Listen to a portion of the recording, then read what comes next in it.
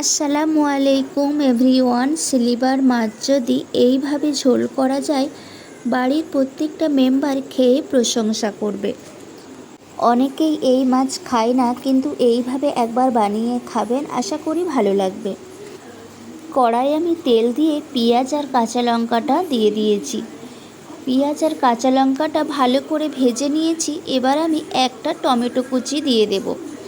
টমেটোটাও আমি ভালো করে ভেজে নেব। এরপর আমি এক এক করে গুঁড়ো মশলাগুলো দিয়ে দেব।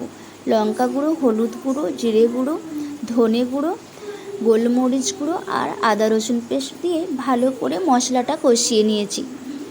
মশলাটা কষানো হয়ে গেছে, এবার আমি এতে জল অ্যাড করব। ঝোলটা ফুটে গেছে, এবার আমি মাছগুলো দিয়ে দিচ্ছি। মাছের ঝোল আমার রেডি হয়ে গেছে। এবারে আমি ভেজে রাখা জিরের গুঁড়ো দিয়ে নামিয়ে নিলাম। এইভাবে আপনারাও একবার ট্রাই করে দেখবেন, আশা করি ভালো লাগবে। আর এই ভিডিওটা ভালো লাগলে অবশ্যই লাইক দিয়ে পাশে থাকবেন।